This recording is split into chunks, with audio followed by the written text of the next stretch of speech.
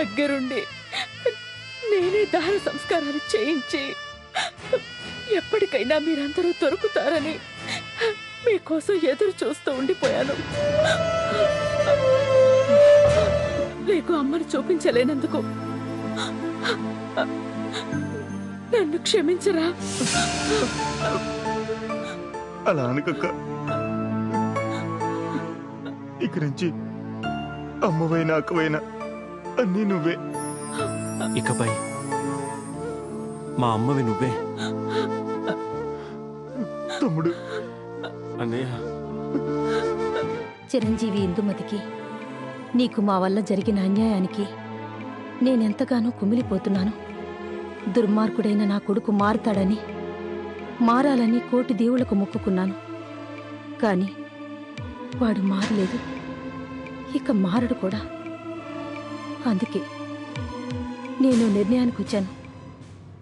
నా యావదాస్తికి నిన్ను వారసురాల్ని చేస్తూ, ఆస్తిపై నీకు సర్వ హక్కులు అధికారాలు ఇస్తూ వీలునామా రాశాను. పార్థు కారణంగా వాళ్ళ అమ్మగారు ఎంతో సఫర్ అవుతున్నారమ్మా. అతన్ని మార్చాలని చాలా ప్రయత్నించారు. ఏ దారి లేక చివరికి ఈ నిర్ణయం తీసుకున్నారు.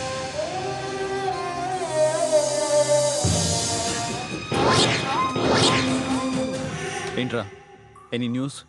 బ్యాడ్ న్యూస్ భయ్యా. మమ్మీ ఆస్తి మొత్తం బాబీ పేరు మీద రాసింది. వాట్? ఆ పేపర్స్ మన లాయర్ ద్వారా బాబీ కమ్ చేసింది. ఏం చేయమంటారు భయ్యా? Very very very good news. ఎలా భయ్యా? అక్కడికి వచ్చి అన్ని వివరంగా చెప్తాను. ఎయిర్పోర్ట్ కారు పంపించు. శ్యామ్, ఇది నీకు. అక్క, ఇది నీకు. నాకు అక్కైనా అమ్మైనా అన్నీ నువ్వే. నన్ను ప్రయోజకుడిగా చూడాలని ఎంతో ఆశపడ్డావు. నేను కష్టపడి సంపాదించిన తొలి సంపాదనతో కొన్నాను. ఆశీర్వదించక్క. అరే లే, ఏమిట్రా ఇదంతా?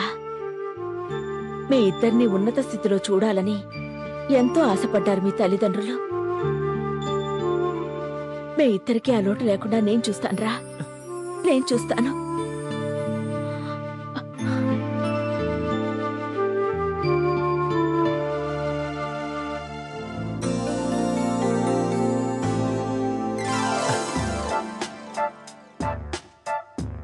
ఇవి మన అన్నయ్య బలరాం ప్రెజెంట్ చేసిన డ్రెస్.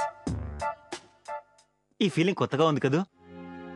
నాకు అన్నయ్య ఉండటం, అక్కయ్య ఉండటం, అన్నయ్య నాకు అక్కకి కొత్త బట్టలు పెట్టడం తలుచుకుంటుంటే చాలా సంతోషంగా ఉంది శ్యామ్. ఎంతైనా కుటుంబం గొప్పది, కుటుంబ అనుబంధాలు గొప్పవి. ఇన్నాళ్ళు నేను అవి మిస్ అయ్యాను.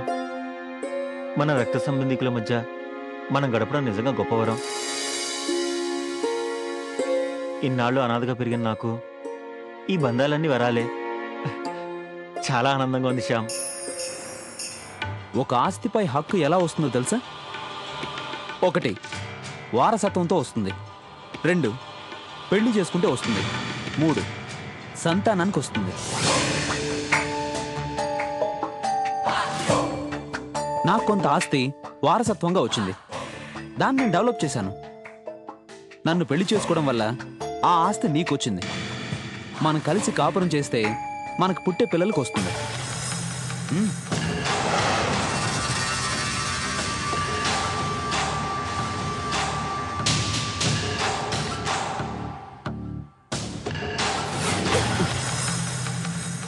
నీ ఆస్తిలో 1 రూపాయి కూడా నాకు అక్కర్లేదు, తీసుకెళ్ళు. ఇంకా నీ మైండ్ సెట్ మారలేదు. నేనేం చేసినా నీకోసమే కదా. నన్ను మారమనడం కాదు, ముందు నువ్వు మారాలి. నా కళ్ళతో నన్ను చూడాలి, నా మనసుతో నన్ను అర్థం చేసుకోవాలి. ట్రై చేయి. ఇండియా మనకు అచ్చి రాలేదు. నువ్వు త్వరగా ప్రిపేర్ అయిపోయావు అనుకో, పెళ్లి చేసుకుని సింగపూర్ వెళ్ళిపోదాం. సరేనా? నీకు ఆస్తి రాసి ఇవ్వాలన్న మంచి ఆలోచన వచ్చినందుకు అమ్మను ఒకసారి కలిసి వస్తాను. నేను వచ్చే లోపల రెడీ అయిపో, ఓకేనా?